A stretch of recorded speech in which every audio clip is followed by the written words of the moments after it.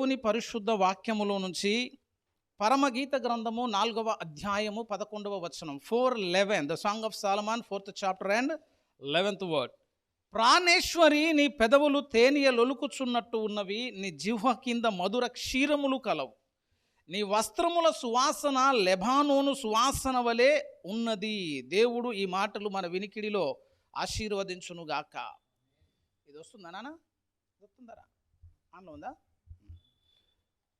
దేవుడి మాటలు మన వినికిడిలో ఆశీర్వదించునుగాక. ఆమేన్. చదవబడిన లేఖన భాగాన్ని మనం ఒక్కసారి పరిశీలించినట్లయితే పరిశుద్ధాత్మ దేవుడు ఒక ప్రాముఖ్యమైనటువంటి అంశాన్ని మనకు జ్ఞాపకము చేస్తూ ఉన్నాడు. పరిశుద్ధ బైబిల్ గ్రంథాన్ని ధ్యానం చేస్తున్నప్పుడు, అనుదిన వాక్యాన్ని మనం పరిశోధిస్తూ ఉన్నప్పుడు కొన్ని ప్రాముఖ్యమైనటువంటి విషయాలు గుర్తుపట్టాలి. చదువుతున్నామనంటే ఏదో చదువుతున్నట్టు మన ఆధ్యాత్మిక జీవితంలో వాక్య పరిశోధన ఉండొద్దు. ఆది కాండాన్ని నువ్వు గమనిస్తూ ఉన్నప్పుడు ఆది కాండంలో ఉన్నటువంటి ప్రతి ప్రస్తావన, ఆది కాండంలో దేవుడు ఎత్తిపడుతున్న ప్రతి అంశము మరలా నీకు ప్రకటన గ్రంథంలో దేవుడు ప్రస్తావిస్తాడు, జ్ఞాపకము చేస్తాడు. కంపారిటివ్ స్టడీ అంటారు దాన్ని. పోల్చుకుంటూ చదవాలి, పరిశుద్ధాత్మ మనస్సుతో చదవాలి. దేవుడు మనకి ఏం తెలియజేయాలని ఆశపడుతున్నది తెలుసుకునేటట్లు చదవాలి. కొంతమంది అసలు ఉద్దేశం చదవకుండా మొత్తం చదివి కూర్చుంటారు. ఇక కొత్త సంవత్సరం వచ్చిందంటే ఒక పద్ధతి ఉంటుందండి. ఎంతమంది బైబిల్ చదవాలంటే అందరూ ఎత్తుతారు చేతులు. ఒకసారి ఇల్లందు సంఘంలో చేతులు ఎత్తితే నాకు భయం అయింది అసలు. ఎందుకంటే 10 సార్లు చదివిన వాళ్ళు ఎంతమంది అంటే దాదాపు అందరు ఎత్తారు. ఇక 10 సార్లు చదివిన వాళ్ళు ఎంతమంది బైబిల్ ఉంటారు? అందరు చేతులు ఎత్తారు. చిత్రం ఏంటంటే నేను అప్పటికి 3 సార్లే చదివిన. నేను 3 సార్లు చదివి నేను ఎంతమంది చదివినారు? వాళ్ళు 10 మంది ఎత్తారు. నేను అన్న తర్వాత 10 సార్లు చదివి మరి నువ్వు ఎందుకు ప్రసంగం చేయట్లేదని అడిగిన. ఎందుకంటే ఏముందయ్యగా రోజుకు 4 అధ్యాయాలు చదువుకుంటూ వెళ్ళిపోతూనే ఉన్నాడట. అది వందే మాత్రం ఎక్స్ప్రెస్ అండి. ఆకుండా పోవటానికి ఆగుద్దాడా? కొద్దిగా ఆగాల, పరిశోధన చేయాలా, పరిశీలన చేయాలి. ఒక అధ్యాయం చదవాలంటే వారాలు పడుతుంది. ఆమెకి మొత్తం 4 అధ్యాయాలకు మొత్తం అయిపోయిందట. కొంతమంది 2సారి కూడా స్టార్ట్ చేసినామన్నారు. ఇవన్నీ అబ్రహాంకి 2వ పెళ్ళి అయిందని ఒకసారి చెప్తే 2వ పెళ్ళి అయిందని వచ్చి పంచాయతీ పెట్టుకున్నారు. అబ్రహాంకి 2వ పెళ్ళి అయిందన్న ముచ్చటేదన్న మర్మమా అండి? వచ్చిన హగరమ్మ ఉండే, తర్వాత కేతురా ఉండే. అది కూడా కనబడకుండా ఏం చదివినావు అంటే అంతే సార్, మేము చదువుకుంటూ పోతాం. ఏం చదువుతున్నామో మాకు సంబంధం లేదు, మాకు సంబంధం లేదు. అట్లా ఉండదు వాక్య ధ్యానం. ఒక మాట చదువుతున్నామనంటే ఆ ప్రొనౌన్సియేషన్ ఉంటుంది చూసి, అక్కడ వాడబడిన పద ప్రయోగాన్ని బట్టి కూడా చాలాసార్లు ఆగిపోవాల్సిన పరిస్థితి వస్తుంది. పోల్చుకోవాలి, కంపారిటివ్ స్టడీ చేయాలి. దాంట్లో ఉన్న అమరిక మీద ఒక పెద్ద ప్రసంగం ఉంటుంది. ఎట్లా ఎందుకు ఉండాలంటే 66 పుస్తకాలు అట్లనే ఎందుకు ఉండాలంటే దానికి ఒక అద్భుతమైన ప్రసంగం ఉంటుంది అంతే. ఆది కాండం మొదటే ఉండాలి, యోబు గ్రంథం ఉండొద్దు. రాయబడిన పుస్తకం యోబైనా ఆది కాండమే ముందు ఉండాలి. ఎందుకు అంటే దానికి ఒక పద్ధతి. కొత్త నిబంధనలు రాయబడిన గ్రంథం వేరే ఉన్నాయి. తెస్సలోనిక పత్రిక మొట్టమొదటి రాయబడ్డ పుస్తకం నూతన నిబంధనలు. మనం ఏమనుకుంటాం, మత్తయి సువార్త రాసింది సార్, ఫీజుకు పోయినాం అనుకో ఓడిపోతాం మనం. తెస్సలోనిక పత్రిక రాస్తే మరి మత్తయి సువార్త ఎందుకు పెట్టినట్టు దానికి ఒక పద్ధతి ఉంది. యూదా పత్రిక ప్రకటనకు ముందే ఎందుకు పెట్టాలి? ఒకటే పేపర్గా ఉండేది. ఒక అధ్యాయానికి ఏడబెడితే ఏందట? ఫిలోమెన ఎక్కడుంది, ఉపధ్యాయం ఎక్కడుంది? అట్లనే ఈ యూదా పత్రిక కూడా ఎక్కడ పెట్టాలంటే అది ప్రకటన గ్రంథానికి ముందే పెట్టాలి. అక్కడ కాకుండా అది ఎక్కడ పెట్టినా కూడా కుదరదు.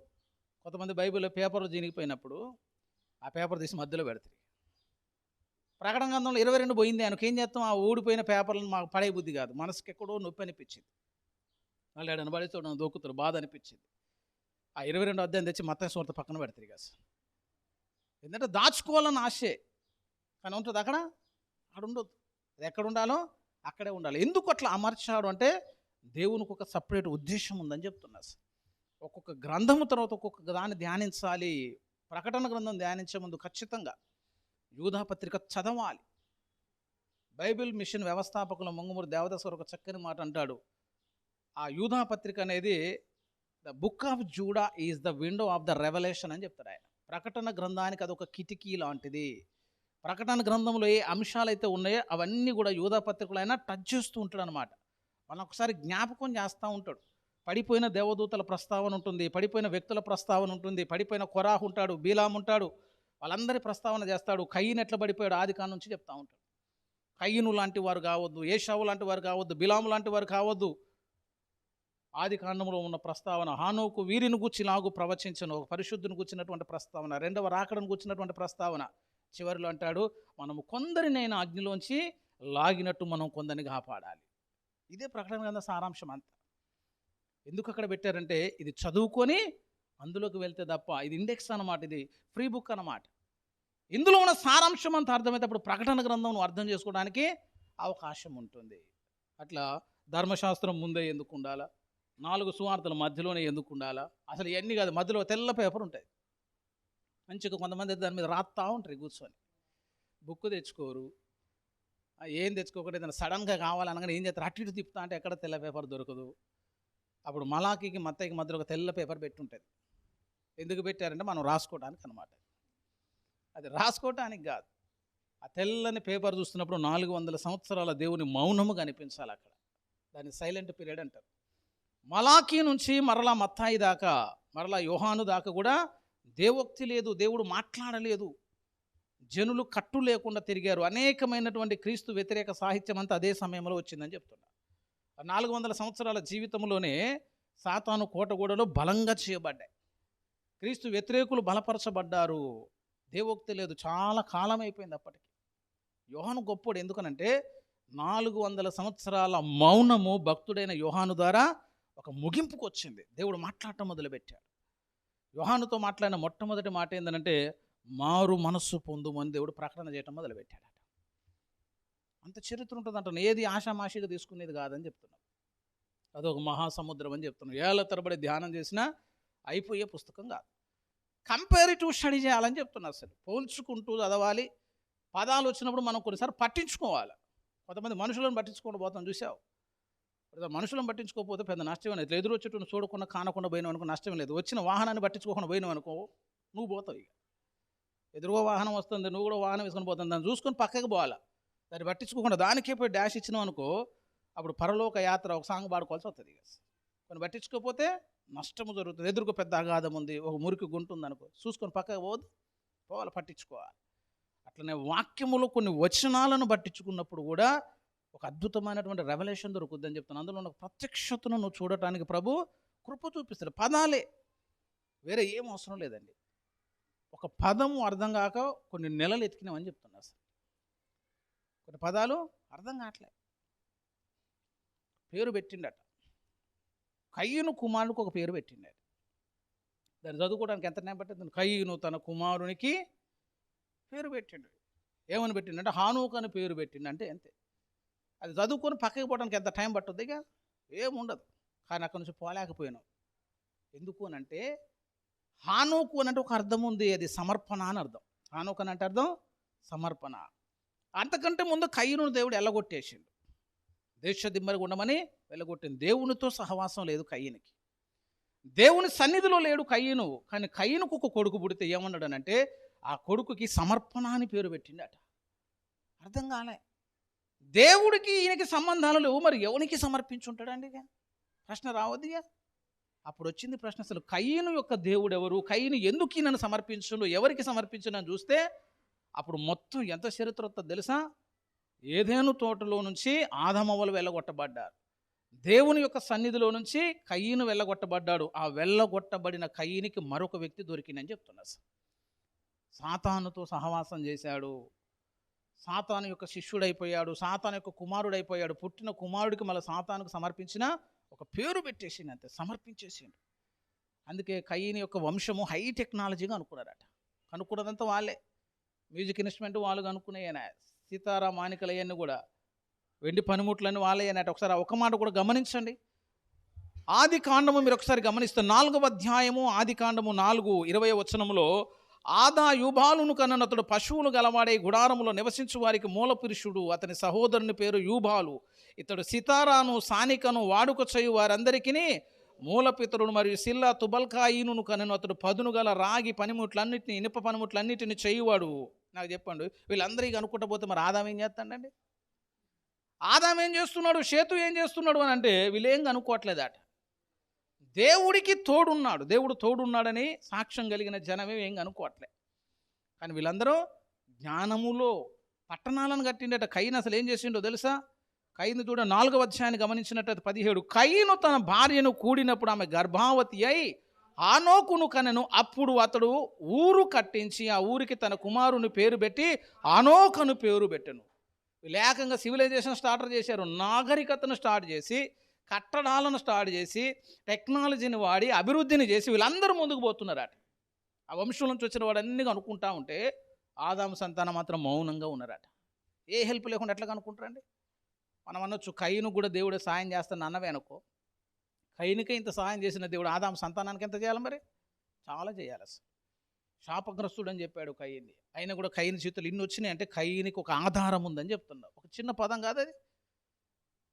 హానోకు అన్న పదం దగ్గర అంత ఆలోచన రావాలని చెప్తున్నా. అసలు అట్లా ఒక్కొక్క ఆలోచన చేసుకుంటూ పోతే ఎప్పటికైంది బైబిల్ చెప్పి. అసలు అందుకే జాగ్రత్తగా చదవాలి. కొద్దిగా గొప్ప మనకు తృప్తి అని ఉండొద్దండి.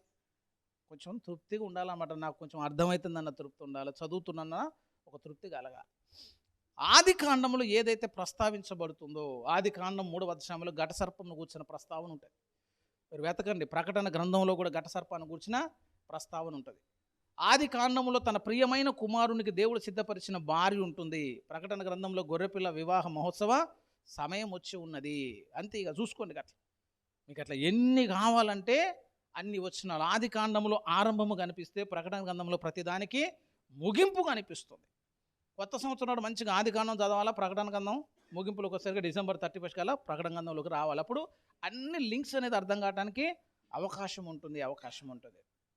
అందులో భాగంగానే వస్త్రమును గూర్చిన ప్రస్తావన ఉంది అని చెప్తున్నా. అసలు దేవుడు ఏదైనా తోటలో మూల పితరులు ఇరువురు కూడా దిగంబరులుగానే చేసిండట. కొన్ని పదాలు మనం చదివేటప్పుడు ఆగాలని చెప్పిన కదా.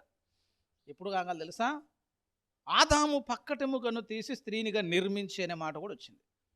నిర్మించి, తయారు చేసి, మేడ్ అని అన్నాడు ఇంగ్లీష్ బైబిల్లో. కానీ నిర్మాణం అనే పదం దేనికి వాడాలంటే ఇంటికి వాడాలి. అక్కడ దేనికి వాడాలి? ఆ బొమ్మకు వాడారు. అసలు ఎందుకు వాడారంటే దాంట్లోంచి ఒక రెవల్యూషన్ వస్తుంది. అవన్నీ కొద్దిసేపు పక్కన పెడితే, ఏదేను తోటలో దేవుడు ఆదాము అవ్వాలని ఎట్లా చేసిండట? దిగంబరులుగా. ఈ మాట నేను ఎంతోమందిని అడిగిన, అసలు ఎందుకు అట్లా చేసిన సార్ అంటే వాళ్ళు ఒక్కొక్కడు ఒక్కొక్క వ్యాఖ్యానం చెప్పబట్టి. అసలు ఇంత చేసిన దేవుడు ఒక వస్త్రము కప్పలేడా అంటే కప్పొచ్చు. కొంతమంది అంటారు అప్పుడు ఎవరున్నారు సార్ చూడటానికట. రాకపోతే రాదని చెప్పాలి. అసలు ఎవరున్నారు చూడటానికంటే ఎవరు లేకపోతే మాత్రం వీళ్ళిద్దరు చూసుకోరా? పైన ఉన్న దేవుడు చూడరా? పైన ఉన్న దేవదూతలు చూడరా? అంటే అసలు అప్పటికి వస్త్రాలు లేకపోవచ్చు సార్ అని అంటే మరి యేసుప్రభు అప్పటికి వస్త్రాలు ధరించి వచ్చినట్టే ఉందన్నమాట. దేవదూతలు కూడా వస్త్రాలు ఉన్నట్టే ఉంది. వారు దిగంబరులుగా చేయబడ్డారు. ఇరువురు దిగంబరులు. వారు సిగ్గు ఎరుగక ఉండిరి అని చాలా స్పష్టంగా దేవుడు చెప్తూ ఉన్నాడు. కొంతమంది చిన్నపిల్లలతో ఒకటే ఊరుకుడు ఉరుకుతారట. స్నానం అనగానే వాడు ఇల్లంతా తిరిగి వస్తాడు. ఒంటి మీద ఏమి లేకపోయినా కూడా వాడు అంత ఫీల్ కూడా కాడేస్తాడు. రాజులా తిరుగుతాడు. చూసిన వాళ్ళందరూ సిగ్గుపడ్డ మాత్రం వాడు మాత్రం సిగ్గు ఎరుగక ఉండిరి అంటాం. చూసావు? వయసు వచ్చిందా మనకు అర్థం కాదు. అంత నిష్కల్మషంగా ఉన్నటువంటి స్థితి ఉన్నది. చూసావు? ఏదేంటో ఆదములు అట్లున్నారట. అసలు సిగ్గు అనేది లేదు, మర్మ అవయవాలను కూర్చున్న ఆలోచన లేదు. కానీ ఎప్పుడైతే పాపము జరిగిందో వారికి ఒక విషయం అర్థమైందట. కన్నులు తెరవబడిన వారై అనే ఒక మాట ఉందట. భక్తి జీవితంలో ఒక్కసారి కన్నులు తెరవబడితే సరిపోదండి. ప్రతి అంశం గురించి కన్నులు తెరవబడాల. వారు కన్నులు తెరవబడిన వారే. వారికి ఏమర్థమైందంటే వారు దిగంబరులం అని అర్థమైందట. ఏ విషయంలో కన్నులు తెరవబడ్డానంటే ఈ దిగంబరత్వ విషయంలో అర్థమైంది. వెంటనే అంజూరపు ఆకుల దగ్గరకు పోయారు. అంజూరపు ఆకుల చేత కచ్చడాలను చేసుకున్నారు, కట్టుకున్నారు, మానాన్ని దాచుకున్నారు. కానీ కొద్ది కాలంగానే ఏమైపోయినాయి? ఆకులు రాలిపోతున్నాయి, ఆకులు ఎండిపోతున్నాయి. అంతే. మరలా తయారు చేసుకున్నారు, మరలా రాలిపోతున్నాయి. అప్పుడు దేవుడి ప్రస్తావన వచ్చింది. దేవుడు అందులో కల్పించుకొని దేవుడు చేసినటువంటి కార్యము చూడండి. ఇప్పుడు అంశంలోకి పోదాం. ఆది కాండము 3వ అధ్యాయం 21 వచనం చూడండి. 3:21. దేవుడైన యెహోవా ఆదామునకును అతని భార్యకును చర్మపు చొక్కాయిలను చేయించి వారికి తొడిగించను. ఆది కాండములో దేవుడు వారి ఇరువురికి ఏం చేశారు? ఇప్పుడు బట్టలను కట్టిండు. అంతే. వస్త్రములను చేయించను. చరిత్ర చదువుకోండి. ఆ వస్త్రాల గురించి ఫుల్ గొడవలేని అట. మనకి ఇందులో ఉన్నదే సరిపోతుంది. చరిత్రకి ఆడబోతాం పోవు. హానోకు అనే అంశం గురించి బైబిల్లో చాలా తక్కువ. ఆది కాండం 5, హెబ్రీ పత్రిక 11, యూదా పత్రిక 14 వచనం. అంతే 3 వచనాలు ఉంటాయి. ఆ 3 వచనాలను చదవమంటే మనకు శాత కాదు. హానోకు గురించి బయట ఒక చరిత్ర పుస్తకం ఉంది, 500 పేజీలు ఉంది. హానోకు ఎట్లుంటాడు, ఆయన ముఖం ఎట్లుంటుంది, ఆయన ప్రార్థన జీవితం ఎట్లుంటుంది, ఆయన సమర్పణ జీవితం ఎట్లుంటుంది, ఆయన ప్రవచిస్తే ఎట్లుంటుంది, ఆయన జనాల్లోకి పోతే జనాలయంలో ఆయనకు ఉన్నటువంటి సాక్ష్యం ఎట్లుంటుందని ఒక అద్భుతమైన గ్రంథం 500 పేజీల పుస్తకం ఉంది. ఇందులో ఎంత ఉంది? 3 వచనాలు ఉన్నాయి. ఎందుకు ప్రభు ఎక్కువ రాయలేదు అని అడిగినవే అనుకో, అట్లా కొద్ది కొద్దిగా రాసిన వాళ్ళందరూ పుస్తకం చదివితే నువ్వు ఒక ట్రక్కు కొనుక్కొని రావాలి ఇక బైబిల్ వేసుకొని పోవటానికి. అంత పెద్ద బుక్కులు వేసుకొని అన్నీ తీసుకొని రావాలి. మనం ఒకటి తెమ్మంటేనే చక్కగా తేయట్లేదు, ఇక అంత పెద్దది ఏం చేస్తాం? చాలా అంశం ఉంటుంది. హానోకును కూర్చున్న చరిత్ర చాలు. ఈ చర్మపు చొక్కాయలనే అంశం కూడా వారసత్వంగా వారి జీవితంలో చాలా అద్భుతాలను చేసిందట. ఆదామవ్వల తర్వాత ఆ చర్మపు చొక్కాయలు మరలా షేతుకి వెళ్ళినట్టు, అది ఒకానొక కాలంలో నిమ్రోదు దాకపోయినట్టు కూడా కొన్ని గ్రంథాలు చెప్తున్నాయి. యాషేరు గ్రంథం కానీ చరిత్ర గ్రంథాలు కూడా ప్రస్తావన ఉంది. అది ఎంతవరకు వాస్తవమో అవాస్తవం మనకైతే సంబంధం లేదు. కానీ ఆదాము అవ్వలకైతే దేవుడు ఏం చెప్పించాడు? ఇప్పుడు చర్మపు చొక్కాయలను చేయించి వారికి తొడిగించను. ఆ తొడిగించబడినటువంటి వస్త్రముల పేరే యేసుక్రీస్తు అని చెప్తాను. ఇప్పుడు అది నేను చెప్పాలనుకున్న మాట. ఆదాము అవ్వలను దేవుడు కప్పాడు. అప్పటిదాకా కప్పలే. ఎందుకు కప్పలేదంటే పరీక్ష లేదు కాబట్టి కప్పలే. దేవుడు ఎట్లా చేద్దామని అనుకున్నాడు అంటే సంపూర్ణ దేవుని మహిమతో కప్పాలనుకున్నాడు. అసలు యేసును కప్పుకోవటం, యేసును ధరించుకోవటం అనే మాట మనకు కొంచెం విచిత్రంగా ఉండొచ్చు. బట్టలను కట్టుకోవాలి అని అనాలి, అంతే కదా? బట్టలను కట్టుకోవాలనాలి. మీరు ఒకసారి చూడండి, భాషా పరిజ్ఞానం ఉంటే రోమాపత్రిక 13:14 చూడండి. చర్మపు చొక్కాయిలను వారికి తొడిగించనుంది. రోమిలకు రాసిన పత్రిక 13వ అధ్యాయము 14వ వచనం. మెట్టుకు ప్రభువైన యేసుక్రీస్తును ధరించుకొనిన వారై. అసలు ఒకసారి చెప్పండి. ఆలోచన చేసుకొనకుడి. అంతకంటే ముందే ఉంది యేసుక్రీస్తుని వస్త్రమా? మరి అసలు ఎట్లా కట్టుకుంటాం అన్న క్వశ్చన్ రావాలో వద్దా? యేసుక్రీస్తుని ధరించుకొనిన వారై. ఇప్పుడు నువ్వు ఏంటి, నీ పరిస్థితి ఏంటంటే నువ్వు ధరించుకున్నావు అంటే ఎట్లా చెప్పొచ్చు? మరి బట్టలు కట్టుకున్నావు అంటే అర్థమవుతుంది, ఇంకేదో నేర్చుకున్నావు అంటే అర్థమైంది. మెట్టుకు ప్రభువైన యేసుక్రీస్తును ధరించుకొనిన వారై. గలతీ పత్రిక 3వ అధ్యాయం 27వ వచనములో, గలతీలకు రాసిన పత్రిక 3వ అధ్యాయం 27వ వచనం చదవమ్మా. క్రీస్తు యేసులోనికి బాప్తిస్మము పొందిన మీరందరూ క్రీస్తును ధరించుకొని ఉన్నారు. అది ధరించుకున్నావా లేదని ఒక నిశ్చయిత నీకు కావాలిగా. అసలు ధరించుకొనుట అనే పదాన్ని యేసుకి ఎందుకు వాడారంటే, యేసు ఇప్పుడు మనకు ఎట్లా అర్థమైపోతుందో, యేసు ఒక వస్త్రము అనేది అర్థం కావాలి.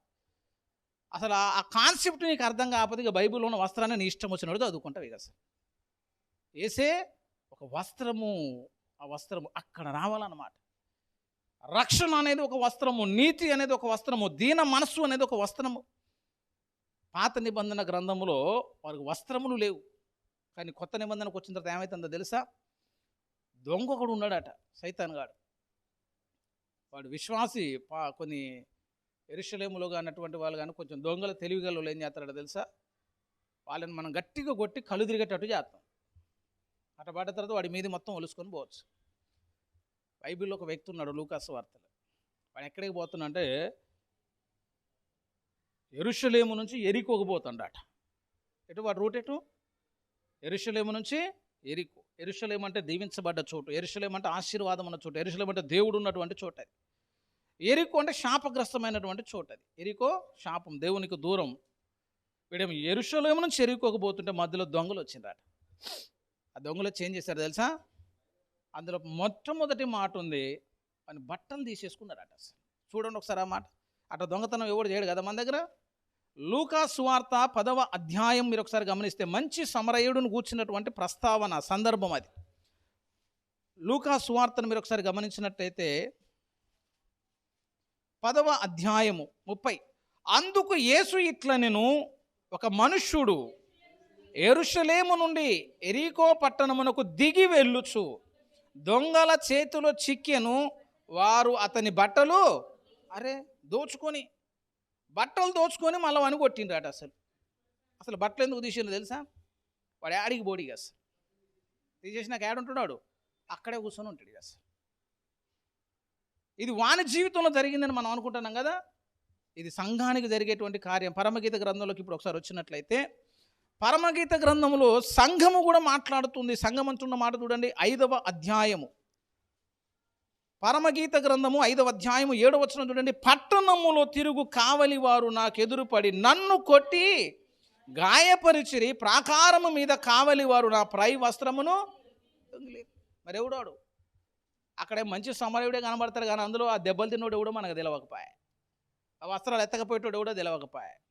కానీ పరమగీతంకి వచ్చేసరికి నా పై వస్త్రమును దొంగిలించి తినని మన సంఘమే చెప్తుంది. అసలు నీ వస్త్రములను దొంగిలిస్తాడు. అందుకే ప్రకటన గ్రంథములో ఒక చక్కని మాటలు మనకు కనిపిస్తాయండి. మనం చదువుకుంటే ప్రకటన గ్రంథం 3వ అధ్యాయములో మన వస్త్రములు ఎలా ఉండాలి, మన వస్త్రాలను ధరించుకున్నప్పుడు కూడా వాటిని జాగ్రత్తగా మన వస్త్రములను మనం కప్పుకోవాలి, మనం కట్టుకోవాలి. 3వ అధ్యాయాన్ని మీరు గమనించినట్లయితే చదువు.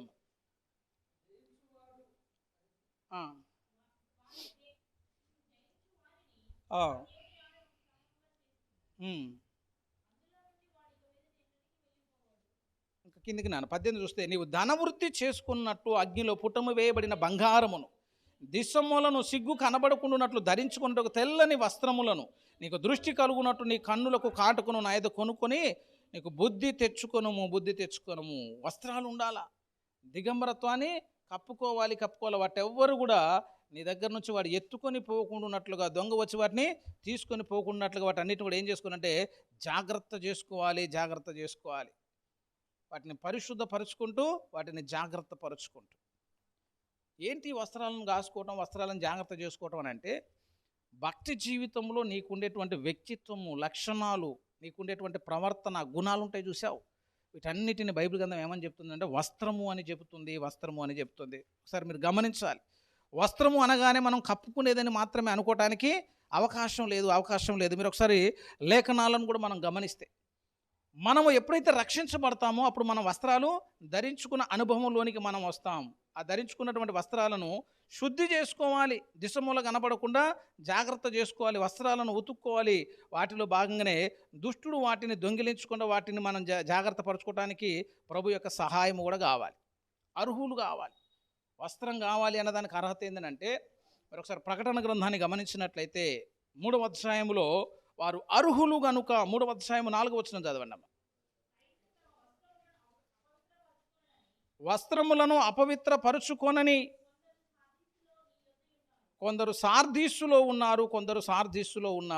ఉన్నారు కదా. వాళ్ళు వస్త్రాలను ఏం చేసుకోలేదట, వాళ్ళు అసలు వస్త్రాలను అపవిత్రపరచుకోవటం ఏంటి చెప్పండి. అసలు వస్త్రాలను మాపుకోవాలనాలి కదా, కానీ అక్కడ ఏమంటారు, అపవిత్రత అంటే అది పాపము. ఎప్పుడైతే నీ జీవితంలో జరుగుతుందో నీ మీద కట్టబడ్డ క్రీస్తు అనే వస్త్రం ఏమైపోద్ది, అపవిత్రమైపోద్ది. అంతకంటే ముందు సైతాన్ ఏం చేస్తాడనంటే, ఆ యెరూషలేము నుంచి ఎరుకోబోయేటోడి వస్త్రాన్ని ఎట్లయితే దొంగిలించాడో, దుష్టుడు నీ వస్త్రాన్ని దొంగిలిస్తాడు. అంత్యకాలంలో జరిగే ఒక గొప్ప కార్యం ఇది. ప్రకటన గ్రంథం 16వ అధ్యాయాన్ని మీరు ఒకసారి గమనిస్తే, 16వ అధ్యాయము 16వ వచనములో, ఇదిగో నేను దొంగవలే వచ్చుచున్నాను, దిశమూలను చూతురేమో అని మెలకువగా ఉండి తన వస్త్రమును కాపాడుకొనువాడు ధన్యుడు. వస్త్రాన్ని ఏం చేసుకోవాలట, కాపాడుకోవాలి. అసలు ఈ వస్త్రం అనే అంశం మీద మీరు ఏంటంటే అని చదవచ్చండి. వస్త్రము అంటేది దీన మనస్సు అట. ఒక మాట కూడా చూడండి, మొదటి పేతురు పత్రిక 5వ అధ్యాయం 5వ వచనములో వస్త్రము అనే దానికి ఒక వివరణ. 5వది, చిన్నలారా మీరు పెద్దలకు లోబడి ఉండుడి, మీరందరూ ఎదుటి వాని ఎడల దీన మనస్సు అను వస్త్రమును అలంకరించుకొని ధరించుకొని మిమ్మల్ని మీరు. ఇప్పుడు దీన మనసు అనేది ఏంటి, వస్త్రము అని చెప్తున్నా. నీతి అనేది ఏంటి, వస్త్రము. రక్షణ అనేది ఏంటి, వస్త్రం. ఇవన్నీ వస్త్రాల కింద దేవుడు ప్రస్తావించాడు కదా. ఇప్పుడు ఇందులో పౌలు ఒక మాట అన్నట్టుగానే యోబు ఒక మాట చెప్తున్నాడు. ఇప్పటిదాకా అర్థమైంది కదా, మీ వ్యక్తిత్వము, మీ ప్రవర్తన, మీకు ఉన్నటువంటి గుణాలను దేవుడు దేంతో పోల్చాడు, వస్త్రాలతో పోల్చాడు. పరిశుద్ధత అనేది వస్త్రం అండి. మీరు ఒకసారి అది కూడా చూడండి. 19వ కీర్తనలో, 19వ ప్రకటన గ్రంథం 19లో మీ నీతి క్రియలు కూడా వస్త్రాలే. 19వ అధ్యాయం అసలు గొర్రెపిల్లకు ఉన్నటువంటి వస్త్రాలు ఏంటో చూద్దాం. 8 చూడండి, ఆమె ధరించుకొనుటకు ప్రకాశములను నిర్మలమునైన సన్నపు నారబట్టలు ఆమెకు ఇవ్వబడెను, అవి పరిశుద్ధుల నీతిక్రియ. అంటే నీతిక్రియలు లేనివాడు అందరూ ఎట్లున్నట్టు, ఇప్పుడుగా వాడు దిగంబరే. ఎంత కప్పుకున్నా వాడు దిగంబరే అయిపోతాడు. ఇక మీరు 45వ అధ్యాయం కీర్తన ఇంటికి పోయి చదువుకుంటే అందులో సంఘానికి ఉన్నటువంటి వస్త్రాలను కూర్చిన వివరణ, ఆమె ఎట్లున్నాయి వస్త్రాలను అంటే, అంత్యకాలము సంఘం ఎట్లుంటుందో ఒక చక్కని వివరణ అందులో కనిపిస్తుంది. 45వ కీర్తనలో మీరు ఒకసారి చూసినట్లయితే, కొరాహు కుమారులు చక్కగా వారిని దేవుణ్ణి స్తుతిస్తూ ప్రేమను గూర్చినటువంటి గీతాన్ని వారు ఆలపిస్తూ పాడినటువంటి ఒక చక్కని పాట మనకు అందులో కనిపిస్తుంది. వారు అందులో చక్కగా మాట్లాడినటువంటి మాటలు మీరు ఒకసారి గమనించండి. అసలు 13, అంతఃపురములో నుండి రాజకుమార్తె కేవలము మహిమ గలది, ఆమె వస్త్రము బంగారు బుట్టా పని చేసినది, విచిత్రమైన పనిగల వస్త్రములను ధరించుకొని రాజునొద్దకు ఆమెను తీసుకొని రాబడుచున్నది. ఏం పనట? ఎంబ్రాయిడింగ్ అంటాం, చూసావు? ఇంతకుముందు అసలు బస్సు ఎక్కితే అందరి చేతిలో ఒక రింగ్ ఉండేది. ఏం లేదు, ఒక ప్లెయిన్ శారీ ఒకటి కొనుడు 200కి వస్తుంది. అది ఒక 200కి ఒక ప్లెయిన్ శారీ వస్తుంది. ఇక దాన్ని తీసుకొని ఒక బ్యాగ్ వేసి, ఆ బ్యాగులో వేసుకొని 4 దారపుండలు వేసుకొని ఒకటే కుట్టుడు దాని మీదకి అసలు బొమ్మలు కుట్టుకుంటూ పోతారు. Embroidering work. ప్రత్యక్ష గుడారంలో కూడా ఫుల్ వర్క్ ఉంటుంది. అట్లాంటి వర్క్ బంగారు బుట్ట పని చేసిరట, మన మామూలు పని కూడా కాదట.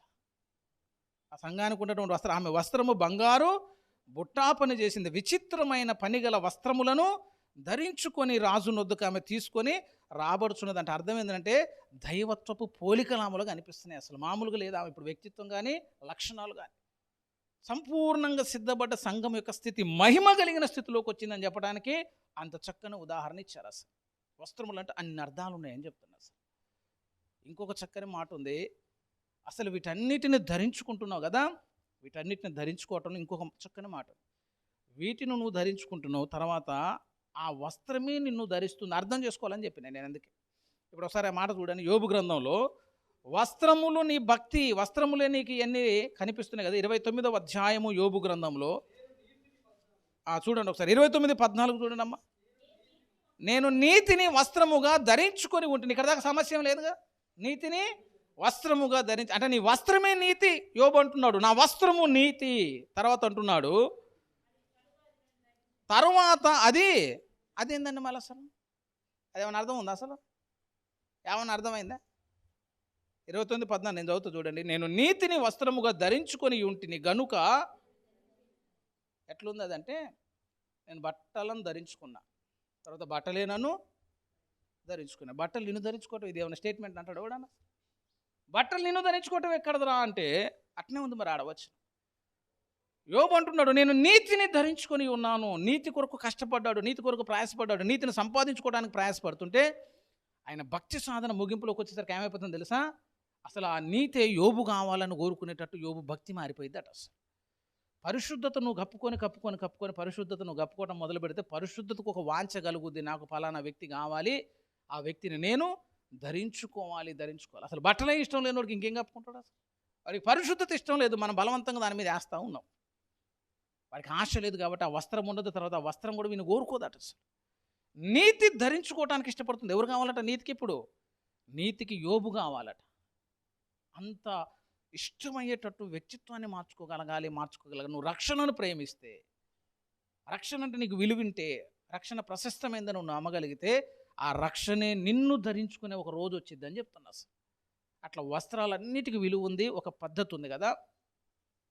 వస్త్రము అంటే ఒక ప్రాముఖ్యమైనటువంటి అర్థం ఉంది. సామెతల గ్రంథం 31, అది చెప్పాలని ఇప్పటిదాకా తీసుకుని వచ్చాను. సామెతల గ్రంథం 31వ అధ్యాయాన్ని గమనించినట్లయితే గుణవతి అయిన భార్యను గూర్చినటువంటి ప్రస్తావన మనకు కనిపిస్తుంది. ఎన్నో సద్గుణాలు ఆ స్త్రీలో మనకు కనిపిస్తూ ఉంటాయి. ఆ సద్గుణాల్లో భాగంగా 17లో ఆమె నడికట్టు చేత నడుము బలపరుచుకొని తన చేతులతో బలముగా పనిచేయను. ఆమెకున్నటువంటి లక్షణాలు నడికట్టు బలపరుచుకొని చేతులతో బలముగా పనిచేస్తుంది. తర్వాత 23 ఆమె పెనిమిటి దేశ పెద్దలతో కూర్చుండును, గవిని యొద్ద పేరు గనిన వాడై ఉండెను. ఆమెకి మంచి భర్త ఉన్నాడు, ఆమె చాలా పని చేసేటువంటి స్త్రీ. ఆమె ఎవరినైతే వివాహం ఆడిందో ఆయనకి గవిని యొద్ద పేరు కలిగినటువంటి వ్యక్తి. ఇప్పుడు చూడండి 25 నడికట్లను వర్తకులకు అమ్మును, బలమును ఘనతయు ఆమెకు వస్త్రములు. బలము కూడా ఘనత కూడా ఏంటంటే ఇప్పుడు వస్త్రములు. ఆ కింద మాట ఉంది, ఆమె రాబోవు కాలము విషయమై నిర్భయముగా ఉండును. అది అక్కడికి వచ్చినాం అన్నమాట. ఇప్పుడు సంవత్సరానికి ఎక్కడికి వచ్చినాం? ముగింపులోకి వచ్చినాం. సంఘానికి నీతి ఉండాలి, సంఘానికి రక్షణ ఉండాలి, సంఘానికి దీన మనస్సు ఉండాలి. ఈ వస్త్రములు అపవిత్రపరచుకోకుండా నిన్ను నువ్వు జాగ్రత్త పరుచుకోవాలి, రక్తములు కడుక్కొని తెలుపు చేసుకోవాలి. మహాశ్రమం నుంచి వచ్చిన వానికి తెల్లని వస్త్రాలు ఇస్తాయి. ఈ తెల్లని వస్త్రాలు ధరించిన వాడి సింహాసనం మీద కూర్చుంటాడు. వీటన్నిటిలో భాగంగా ఆ దుష్టుడు వచ్చి నీ దగ్గర ఉన్నటువంటి వస్త్రాలను ఎత్తుకొని పోతాడని చూసావు. అది ఒకటి కాదు, యూదులే 3 బట్టలు వేసుకుంటారండి. ఒకటి కాదు, 2 కాదు, పైన లోపల పై వస్త్రం అనే దాకా పైకి వచ్చింది. క్యాస్నెట్ వేసుకోరా పాస్టర్స్? సిఎస్ఏ పాస్టర్స్ మంచిగా లోపల ఒక డ్రెస్ వేసి, దాని మీద ఒక కోట్ వేసి, దాని మీద మళ్ళొకటి వేసి, వాళ్ళు 3 వేసుకోబట్టే. అది ప్రధాన యాజకుని యొక్క వస్త్రధారణ. అట్లనే రక్షణ అనే వస్త్రం నాకొకటి ఉంది, నీతి అనే వస్త్రం నాకొకటి ఉంది, దీన మనసు అనే వస్త్రం నాకొకటి ఉంది. అట్లనే బలము ఘనత అనే వస్త్రం కూడా నా దగ్గర ఒకటి ఉంది. అది ఉన్నవాడు ఎట్లుంటాడో తెలుసా? రాబోవు కాల విషయమై నిర్భయముగా ఉండున్నట్టు. అంతే. ఇక పరిస్థితులు మారుతున్న వాడేమీ చెల్లించడు. కొంతమంది సంవత్సరం ఎండింగ్ కొత్త ఏదో పానం పోయినట్టు అవుతుంది, అయిపోయింది. తర్వాత ఏమైద్దు? నెబుకద్నెజరు కంటే ఎక్కువ బాధపడతాడు. తర్వాత ఏమి జరుగునో ఆయన మస్తు వేదన పడ్డాడట. నీకేమైంది మరి? 23 పోతే 24 వస్తుంది. భక్తి చేయరాదు, అప్పులు ఏమన్నా తీర్చుకోరాదు, కొత్తగా ఏమైనా చేయాలంటే చేయరాదు. మరి భయం అట. అంతే. వామ్మో ఇప్పుడు ఈ సంవత్సరం వచ్చిందంటే ఎట్లా అంటే, వస్తే ఏమవుతుంది అంటున్నా. మళ్ళీ కొంచెం కోవిడ్ వచ్చినట్టు అనిపిస్తుందని టీవీలో చూడండి, వామ్మో కోవిడ్ వచ్చింది అంటే ఏది చెప్పినా కొంతమంది అట్లుంటారు. ముందే భయపడటానికి మెంటల్గా ఫిక్స్ అయినట్టుంటారు. ఇక ఏం చెబితే భయపడదామా? ఒక్కడివే పోతావా? పోతే నువ్వు ఒక్కడికే వచ్చేదని పోయేటట్టయితే నువ్వు భయపడ్డావు ఒక అర్థం. అందరూ కూడా బట్టి ఏం చేస్తావా?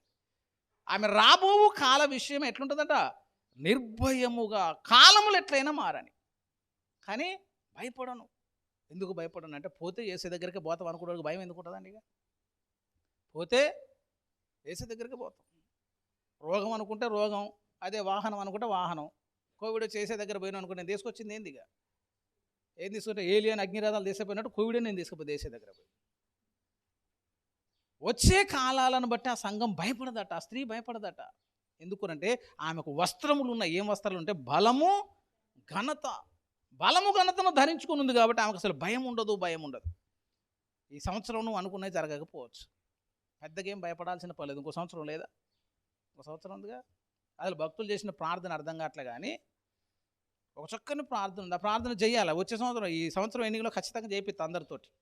ఆ మాట ఒకసారి చూడండి. హబాక్కుకు చూడండి. ఇక ఆ మాట అందరం పలికితే నిజంగా నువ్వు రాబోవు కాలం విషయమై నిర్భయముగా ఉన్నట్లే. హబాక్కుకు గ్రంథం, హబాక్కుకు 3వ అధ్యాయం తెలుసుగా అందరికీ. 3లో చక్కగా ప్రార్థన ఉంటుంది. యెహోవా నిన్ను గూర్చిన వార్తను విని నేను భయపడుచున్నాను. యెహోవా సంవత్సరములు జరుగుచుండగా కార్యమును నూతనపరచు. సంవత్సరాలు జరుగుచుండగా దానిని తెలియచేయము. కోపించుచునే వాత్సల్యమును జ్ఞాపకమునకు. ఇక్కడ దాకే చదువుతాం హబాక్కుకులో మనకి ఎప్పుడైనా. ఎందుకంటే వాగ్దానంలో అదే ఉంటాయి. అసలు వాగ్దానాలన్నీ మార్చి ఒకసారి కొత్త ప్రింట్ వేయాలండి. వాగ్దానాలు ఎట్టుండాలంటే అసలు అట్టుండనే ఉండొద్దు. అది చదువుకుని కంటే ఉనికి భయం కూడా కావట్లే. ఈ 3వ అధ్యాయంలోకి వచ్చింది కదా. ఇప్పుడు మీరు ఎక్కడికి రావాలంటే 17కు రండి. ఇప్పుడు ఇదంతా హబాక్కుకు చేసిన ప్రార్థన అని చెప్పిన కదా. హబాక్కుకు ప్రార్థన చేస్తూ ముగింపు వచనాలు ఎట్లున్నది ఉంది. అంజూరపు చెట్లు పూయకుండినను, ద్రాక్ష చెట్లు ఫలించకపోయినను, కాపు లేక యుండినను, పంటకు రాకపోయినను లేకపోయినను, సాలలో పశువులు లేకపోయినను, నేను యెహోవా యందు ఆనందించేదను. నా రక్షణకర్త అయిన నా దేవుని యందు నేను సంతోషించేదను. యెహోవాయే నాకు బలము, ఆయన నా కాళ్ళను లేడి కాళ్ళ వలె చేయును. ఉన్నత స్థలముల మీద ఆయన నన్ను నడువ చేయును. అంటాం ఈ మాట. నా ఉద్యోగం పోయినా, నాకు అప్పులు పెరిగినా, నాకు పెళ్ళి కాకపోయినా, నాకు పిల్లలు లేకపోయినా, ఇవన్నీ అంటామంటే హబాక్కుకు గుర్తురాడు. ఒక్కటి లేకపోతే గిలగిల నన్నుకు పాడుతున్నాం కదా మనం. ఆ ప్రార్థన ఎందుకు నిలిచిపోయిందో తెలుసా? చరిత్రలో ఎందుకు నిలిచిపోయిందంటే, అసలు నీ ప్రార్థన రికార్డ్ అయిందే అనుకో. నీ ప్రార్థన రికార్డ్ అయితే అసలు పరలోకమైనాక నువ్వు చదువుకుని ఎవడరా ఈ ప్రార్థన చేసింది అంటావు. అసలు హబాక్కుకు అంటున్నాడు, అంత చక్కగా అంటున్నాడు చూడు. సంవత్సరాలు జరిగిపోతున్నాయి, ఆ కార్యాలను నూతనపరచు కావలసిన అడుగుతున్నాడు. కానీ చివరికి ఒక ముగింపు మాట, అద్భుతమైనటువంటి ముగింపు ఏంటంటే, అసలు నేను అడిగినవన్నీ నువ్వు ఇయ్యకపోయినా కూడా, ఆ పొలాలు పండకపోయినా, ఆ చెట్లు గాయకపోయినా, చేనులో పైరు పంటకు రాకపోయినా, గొర్రెలు లేకపోయినా, సాలలో పశువులు లేకపోయినా, నేను యెహోవా యందు ఆనందించదును. అది బలము కలిగి ఘనత కలిగిన వస్త్రాలు ధరించిన విశ్వాసకుండే లక్షణం. అది రాబోవు కాల విషయమై నిర్భయముగా ఉండునంటే అది పరిస్థితులు ఎట్లయినా ఉండొచ్చు అండి, కానీ నేను ఆనందిస్తాను. ఎందుకంటే నా రక్షణకర్త అయిన దేవుని బట్టి నేను ఆనందిస్తా. ఎందుకో తెలుసా? అసలు నా ఆనందమే ప్రభువు కాబట్టి. ఇప్పుడు నాతో ఎవరున్నారు? ఇప్పుడు ఒక బంగారపు రింగు పెట్టుకున్నాను, మన దగ్గర బంగారం ఉన్నట్టు కాదండి, బంగారం మన దగ్గర ఉన్నట్టు. అసలు ఇప్పుడు ఆనందం ఉంది నాకు. ఎందుకంటే నా ఆనందం ఎవరు? ఇప్పుడు అసలు యేసే నా ఆనందం అనమాట. యేసే నా సంగీతం, యేసే నా బలం, అసలు యేసే నా సర్వం అనుకున్నప్పుడు నా దగ్గర నుంచి ఏం పోయినా కూడా ఇప్పుడు ఎవరున్నట్టుగా యేసయ్య ఉన్నట్టే. రక్షణకర్తను బట్టి నేను ఆనందించదని చెప్పగలుగుతారా అంటే నా మాట. నిర్భయంగా ఉన్నాడు. హబక్కూకు యొక్క భక్తి అంతా అక్కడ తేలిపోతుందని చెప్తాను. అసలు ఈ వ్యక్తి ఏంది ఇట్లున్నాడు అసలు. ఆయన కనుక ఈ టైంలో ఉండడానికి ఒక్కొక్కడికి మామూలుగా ఉండదు అసలు. మనం చిన్న చిన్న వాటికి బాధపడతా అంటాం కదా, ఆయన అంటాడు అన్నమాట కదా, యెహోవా యందు నేను ఆనందించదును, ప్రభువగు యెహోవాయే నాకు బలము, ఆయన నా కాళ్ళను లేడి కాళ్ళ వలె చేయను. ఒక నిరీక్షణ ఉంది ఆయన. ఆ ముగింపులు ఏమంటాడు, నా కాళ్ళను లేడి కాళ్ళ వలె చేయను, ఉన్నత స్థలముల మీద ఆయన నన్ను చేయను. ఇవన్నీ లేకపోయినా అవన్నీ వస్తాయి. ఎప్పుడు వస్తుంటే రెండింటి మధ్యలో ఉన్న వచనం అర్థం కావాలి. అవన్నీ లేని కాలములో నువ్వు ప్రార్థన చేసేవాడివైతే, అవన్నీ లేకపోయినా దేవుని యందు నువ్వు తృప్తి కలిగిన వాడివైతే, అప్పుడు దేవుడు అంటాడు, ఆయన అందు నువ్వు ఆనందించడం మొదలు పెడితే అప్పుడు ఆయన నీ కాళ్ళను లేడి కాళ్ళుగా చేసి ఉన్నత స్థలముల మీదికి అదే వ్యక్తిని మరలా దేవుడు లేచి నిలవబెడతాడు. ఆ వస్త్రాలు కావాలి. ఇప్పుడు సైతన్ గడు వచ్చి అసలు మనం ఏం ఎత్తకపోయిందో కూడా మనకు తెలియకపోయా. కొంతమంది మంచి తెలివైన దొంగలు ఉంటారని చెప్పి మన జేబులు మొత్తం కొత్తనే ఉంటారండి. స్టార్టింగ్లో హైదరాబాద్ పోతే మంచిగా అప్పట్లో మనం ఏంటంటే లోపల పాకెట్ అటుగా, నువ్వు లోపల పాకెట్ పెడితే దొంగ అది ఎలా, వాడు కూడా బట్టలు కొట్టించుకోడా, ఎట్లా వేసుకుని లోపలన్నీ డబ్బులు పెట్టుకుని ఈ పాకెట్ కాదు మళ్ళీ ఇక్కడ ఒక పాకెట్ ఉంటుంది, ఇందులో పెట్టుకుంటే వాడు వచ్చి మొత్తం ఈడు ఒక బ్లేడ్తో కోసి ఆ లోపల ఉన్న పాకెట్ కోసం అందులో ఉన్న డబ్బులు తీసుకుపోయాడు. అక్కడే కూడా తీసుకపోతే చేసేదే ఉందిగా. దిగిన తర్వాత అంటా ఉన్నాను, డబ్బులు పోయినాయి రానగా చూస్తే మొత్తం కోసే ఉంది. మొత్తం కోసుంటే మరి నీకు సోయి లేదురా, సోయి లేదు. వాడు నీ ఒంటి మీద వస్త్రం కొత్తంటే నీకు సోయి లేకుండా ఎట్టుంటే, నాకు సోయి లేకపోవటం కాదు సార్, వాడు చాలా టాలెంట్ పోతుంది, వాడు అందులో ఎక్స్పర్ట్ అయిన నేనేం చేయాలి. ఇప్పుడు సిటీ బస్సు ఎట్టుంటే అందరూ ఒత్తుకొని ఇరుక్కొని అటు ఇటు కలుగుతారు. ఇప్పుడు బస్సు ఎక్కొద్ది, ఇప్పుడు బస్సు ఎక్కిన మనకు ఎందుకు ఎక్కినామా అనుకొని దిగటమే. ఇక నేను బండి మీదనే వచ్చిన ఈరోజు. ఆ బస్సు చూస్తే భయం అయింది అసలు. ఎప్పుడైనా ముందు ఎక్కితే ముందు నుంచి డ్రైవర్ ఒక్కడే కనబడి, ఇప్పుడు వెనక నుంచి చూస్తే మొత్తం అందరం కనబడుతుంది. ఫుల్ జనాలు కిక్కిరుస్తున్నారు అసలు. అంత హెవీ ఉన్నప్పుడు అది వాడి మీద పడతాడు. మళ్ళీ బస్సు ఎక్కిన కాలు దొక్కిన అనొద్దు. ఇక కాలు కాపితే ఏం దొక్కుతారా అంటాను అసలు. కొంతమంది అయితే మా మీదనే ఉంటారు అసలు. ఈ కాలు మీద కూడా ఆ కాలు మీద కూడా నిలబడి ఉంటాడు. ట్రైన్ ఎక్కితే అడగొద్దు, అడిగినామని అనుకో మరి ఏడ నిలబడాలంటాడు. అంత హెవీగా ఉన్న తర్వాత కనీసం మరి ఇట్లా ఇట్లా తీస్తాడు మనకు అర్థమైందిగా. బట్టల గుంజిన అర్థమైంది, మనల్ని ముట్టిన అర్థమైంది, మనం దాకిన అర్థమైంది. కానీ వాడు ఏం తాకకుండా ఏం ముట్టకుండా జేబులు ఉన్న పరుసులు జేబులు ఉన్న వాటన్నిటిని కోసుకొని తీసుకొని పోతానంటే వాడు చాలా ఎక్స్పర్ట్ అయి ఉంటాడు అనమాట. దానికి వాడికి ఎంత ప్రతిభ ఉన్నదో మనం అప్రిషియేట్ చేయాలి అసలు. అంత తెలివి, అంత చాకచక్యం, వాడు వాడే బ్లేడు, వాడు పట్టుకునే విధానం, వాడు కోసే పద్ధతి మళ్ళీ మనకు తెగొద్దుగా. మనకు తెగొద్దు కదండి. మనం కూరగాయలు కోసుకుంటేనే ఏలు కోసుకునే బ్యాచే. నీ ఏళ్ళు ఆడబెట్టి నీ చేతులు కత్తి పెట్టి నువ్వు దాన్ని కోయకుండా దీన్ని టక్కును కోసినావు అనుకో ఏమైపోతుంది. ఏళ్ళు దగ్గర అబ్బా అంటావు. ఎవరు కోసినట్టే నేనే. అసలు నువ్వు కోసేది నీకే చేతగాక నీ ఏలు కోసుకుంటే వాడు బ్లేడు పెట్టి నీ బట్టలు కోస్తాడట. ఎట్ట కోస్తాడంటే నీకు తెలియకుండా కోస్తాడట. సరే ఏదో కోతట గీత పెట్టిన అనుకోవచ్చు, కానీ మంచిగా వాడు ఒక ప్లాన్ ప్రకారం జేబు ఎట్లుంటుందో అట్టనే కట్ చేసి, ఎట్లా కట్ చేస్తే డబ్బులు వస్తే చూసి దాన్ని చక్కగా తీసి మొత్తం వేసుకొని పోయిండట. అప్పుడు నాకు అనిపించింది ఒక మాట.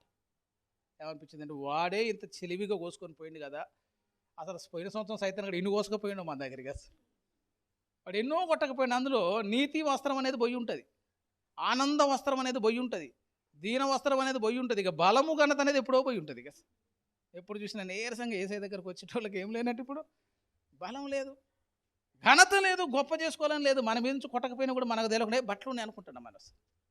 అప్పట్లో పాతకాలపు రోజులు ఒక చక్కని కథ ఉండేది. తెలివైనటువంటి వ్యాపారి వస్త్రాలు నేస్తున్నట్టే నటించి రాజుకి మొత్తం బట్టలు లేకుండా చేస్తాడు.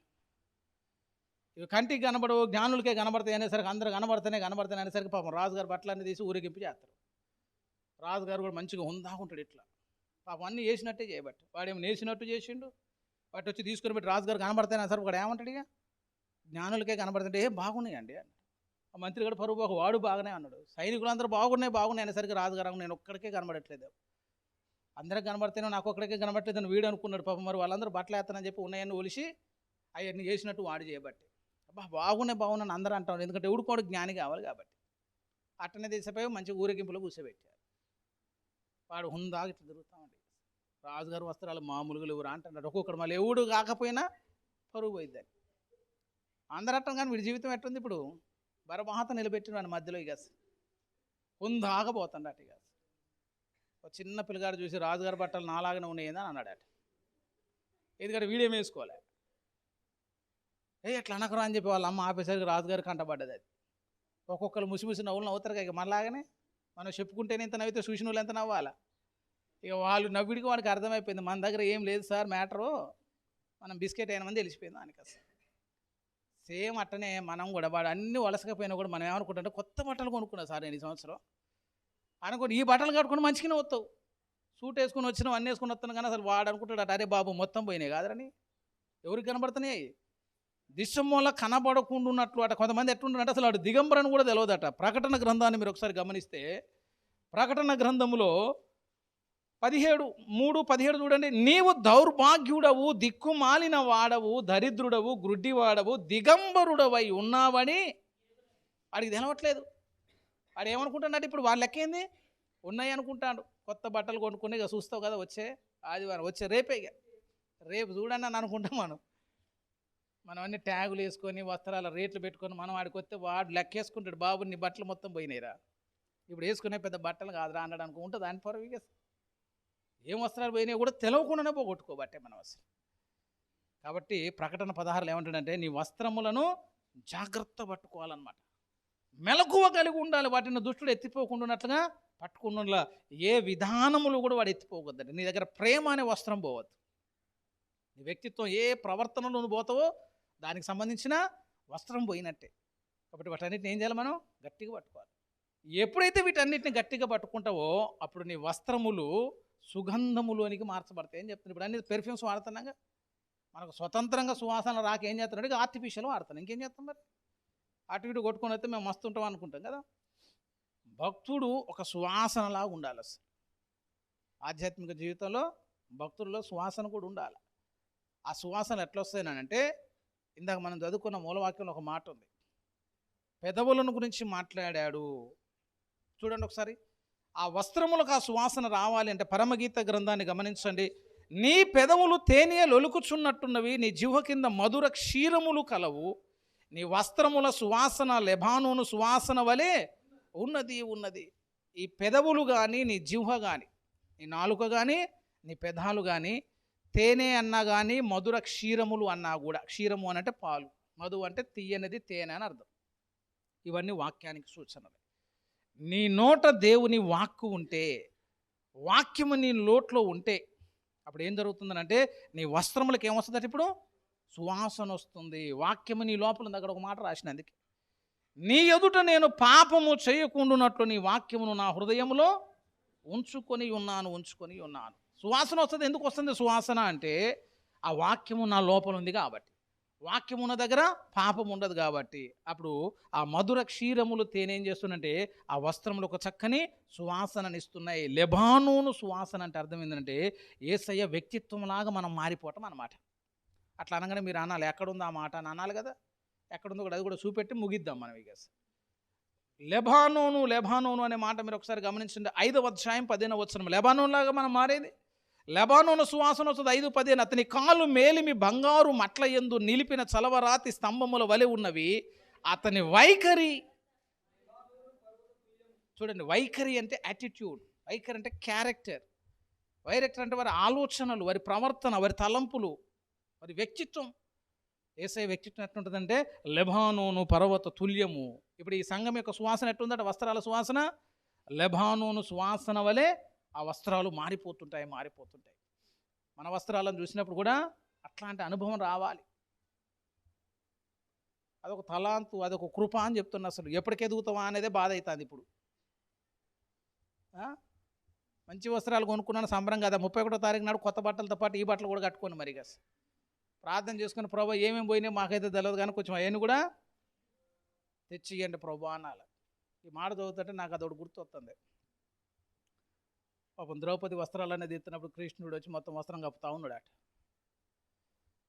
పాపం అందులో ఆయన కప్పుతాను కానీ మనకు గప్పెట్టోడు కూడా లేకపోయా, మనమే అడగకపోయా.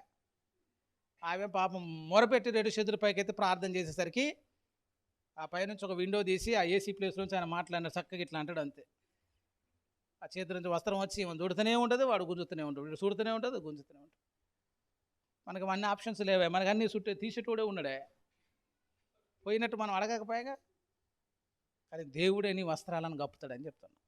దేవుడు నీకు కప్పటానికి ఉన్నందుకే తప్పిపోయిన కుమారుడు ఉన్నాడు చూసావు, ఇతని మైల బట్టలు తీసివేసి ప్రశస్తమైన వస్త్రములను ఇతనికి కట్టుడి అని చెప్పిండు అంతే. కానీ వీడు కట్టుకోవద్దు మరి. చిన్నపిల్లగాలాగా నేను ఉరికి అటే ఉరుకుతా అన్నవే అనుకో, మరి ఎప్పుడు దొరుకుతావు నువ్వు? ఇక సంవత్సరం అయింది నువ్వు దొరక్క, ఎతికి పట్టుకొని కట్టాలనంటే ఇన్ని రోజులైనా ఒకసారి మనం పరిశీలన చేసుకుందాం. ఏమి కోల్పోయామో చూసుకో, ఏ వస్త్రాలు మన దగ్గర లేవో చూసుకో. దీన మనసు ఉండాలి, దీన మనసు అనే వస్త్రం ఉండాలట, తగ్గింపు ఉండాలని. అది ఉన్నోడు ఎక్కడైనా బండి నడుతుందండి. ప్రేమ అనే వస్త్రం ఉండాలి, అది ఉన్నోడు కూడా ఎక్కడైనా నడిచిపోతుంది. అటువంటి నీతిని ధరించుకోవాలట. ఇది ఒక చివరి మాట. యోబు గ్రంథంలో 29 ఒకసారి చూస్తే న్యాయ ప్రవర్తన ఉండాలి, న్యాయ ప్రవర్తన ఉండాలి. ఒకసారి 29వ అధ్యాయమే యోబు గ్రంథంలో ఇందాక చదువుకున్న వాక్యం దగ్గరే ఉంటుంది. ఇది కూడా యోబు గ్రంథము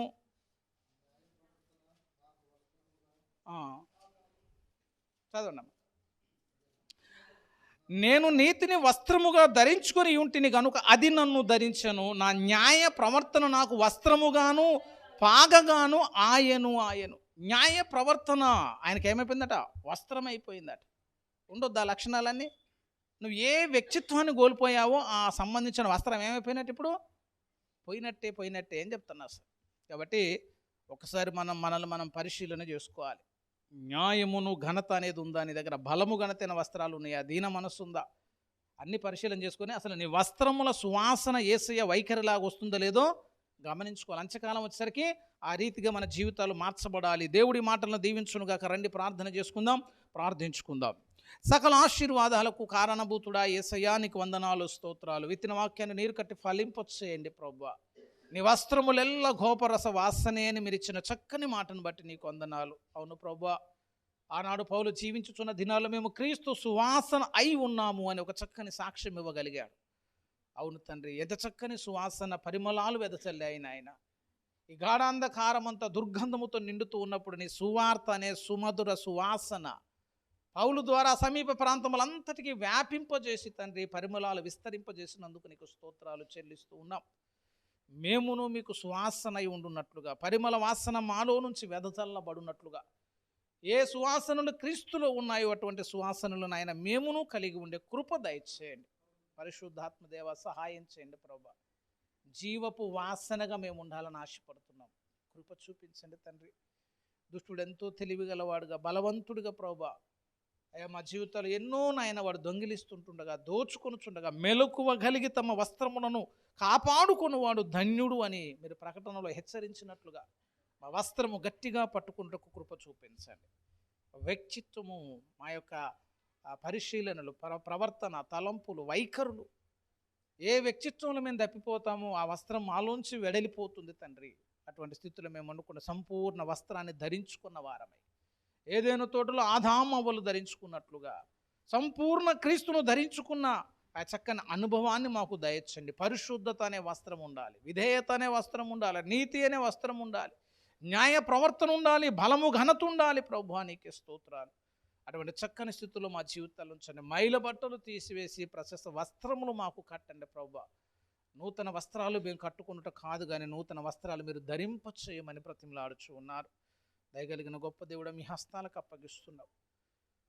యెరూషలేము నుంచి యెరికో వెళుతున్న వాడు నాయన గాయపరచబడ్డట్లుగా మేము గాయపరచబడ్డాం, కానీ మా కొరకు మంచి సమరయుడిగా మీరు ఉన్నందుకే నీకు స్తోత్రాలు. మమ్మల్ని ఆదరించమని, మమ్మల్ని బలపరచమని, మా యథార్థ స్థితి మేము చూచుటకు కృప చూపించి ముందుకు సాగుటకు సహాయము చేయమని వందనాలు, స్తోత్రాలు చెల్లించుకుంటూ యేసు నామములు అడిగి వేడుకొనుచున్నాను మా పరమ తండ్రి. ఆమేన్.